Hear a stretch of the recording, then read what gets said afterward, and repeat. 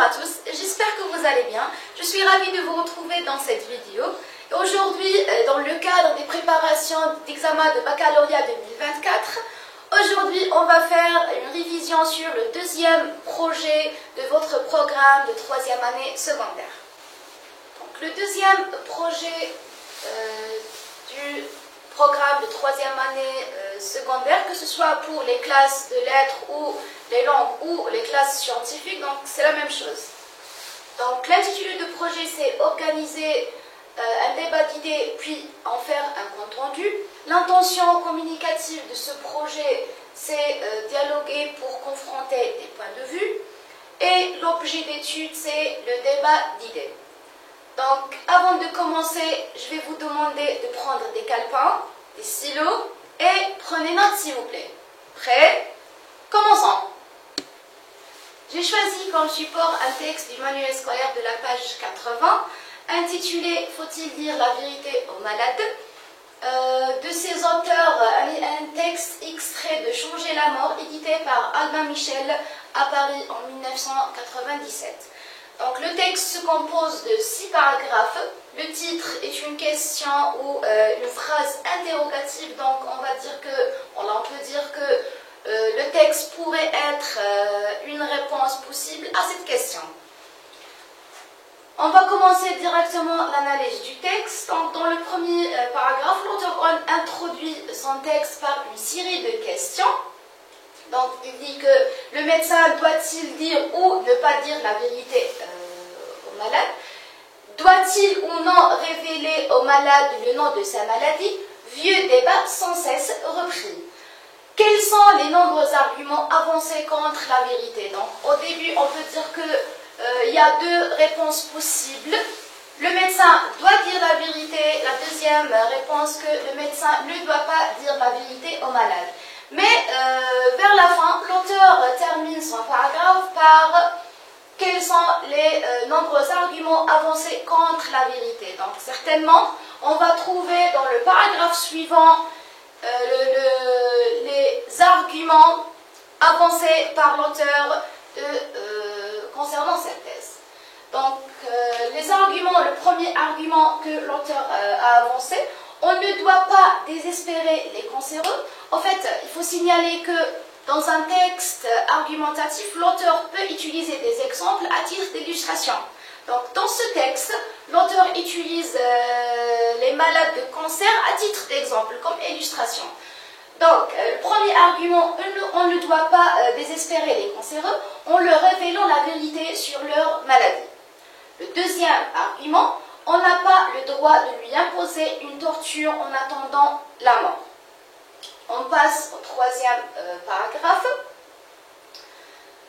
Le troisième argument avancé par l'auteur, il est inutile d'angoisser et de désespérer un malade déjà guéri pour qu'il ne rechute pas. On passe au quatrième paragraphe. En fait, du moment qu'on a dit au début du texte qu'on pourrait avoir 2 réponses possibles, ou il y a 2 réponses possibles. Il faut dire la vérité, il ne faut pas dire la vérité. Donc, les premiers arguments avancés par l'auteur sont des arguments avancés contre la vérité. Donc, on remarque ici que l'auteur,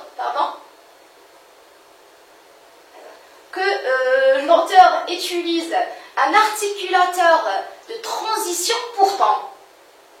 Donc, du moment que l'auteur utilise l'articulateur de transition, donc certainement qu'on va avoir des arguments contradictoires, c'est-à-dire on va entamer l'antithèse. Donc, l'argument numéro 1 avancé par l'auteur dans la deuxième thèse ou l'antithèse, c'est d'après l'auteur, on ne doit dire la vérité au malade par respect à lui et parce que la maladie est son affaire et cela le touche personnellement. Le paragraphe suivant, on trouve le deuxième argument. Selon l'auteur, ce qui est plus cruel et plus difficile à supporter pour un malade, c'est de lui cacher ce que les autres savent. Donc, on reprend. On a un texte de 6 paragraphes. L'auteur commence par déjà le titre à poser une question. Donc, il donne dans les deux premiers paragraphes, ou les trois premiers paragraphes, les trois arguments avancés contre la vérité.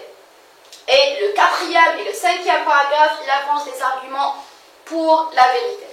D'accord? Le dernier paragraphe du texte, on peut dire que c'est une conclusion où l'auteur exprime clairement son opinion.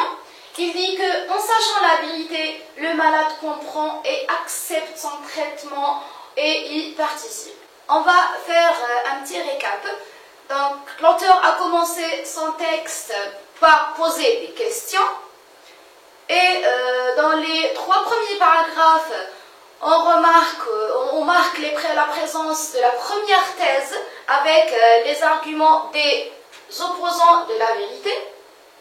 Par contre, dans le quatrième et le sixième paragraphe, on trouve les arguments avancés par ceux qui pensent qu'il faut dire la vérité aux malades.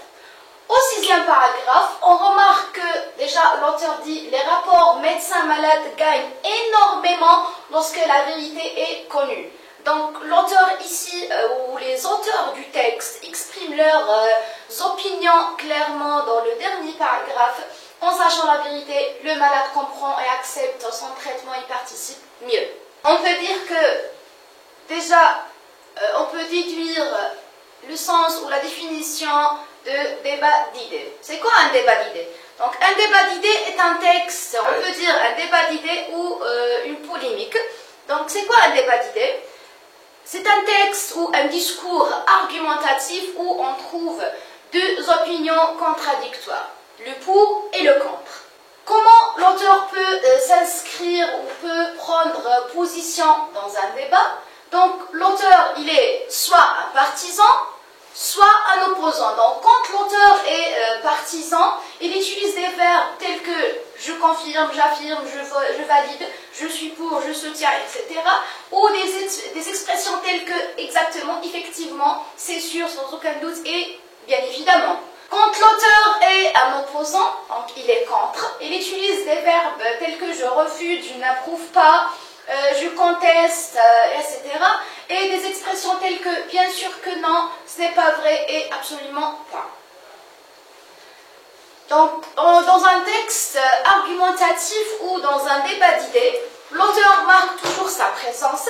Quelles sont les marques de sa subjectivité ou les marques de subjectivité de l'énonciateur? Donc, premièrement, on commence par les indices et marques de subjectivité explicites.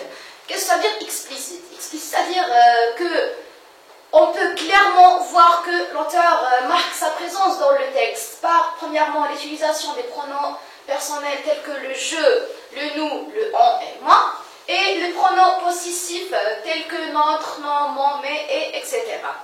De deux, il y a les indices et marques de subjectivité implicite. Donc, les marques de subjectivité implicite sont aussi appelés des modalisateurs. Donc, ils sont de deux types. Soit la certitude, il exprime premièrement la certitude, les verbes de certitude, j'affirme, j'assure, je confirme, je manifeste, je certifie, je garantis, etc. Aussi, on a des adverbes certainement, sûrement, ou des expressions impersonnelles, il est clair que, il est certain que, et il est évident que. Ou il peut exprimer l'incertitude. Les verbes, on a je pense, je crois, j'espère, je doute. Les adverbes d'incertitude, on a peut-être, probablement. Les expressions impersonnelles, il est probable que et il se peut que. Vous savez très bien que le sujet de baccalauréat se compose d'une série de questions.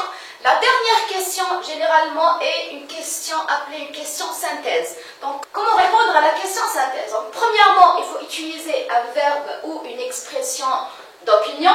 Les verbes d'opinion, estimer, croire, trouver, penser, espérer, affirmer, ainsi de suite.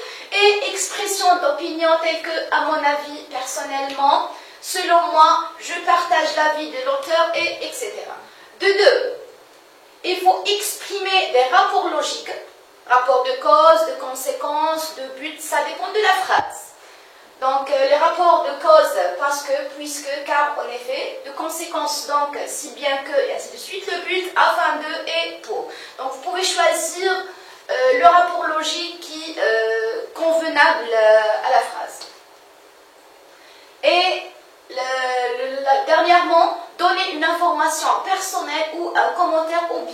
tirer une idée du texte et la développer.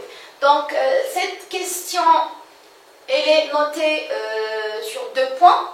Donc il est facile d'avoir les 2 points gratuitement. Il suffit juste de suivre la méthode suivante. Je crois que c'est tout. C'est tout pour aujourd'hui. Donc je vous remercie de votre attention et j'espère vous retrouver dans une nouvelle vidéo. Au revoir.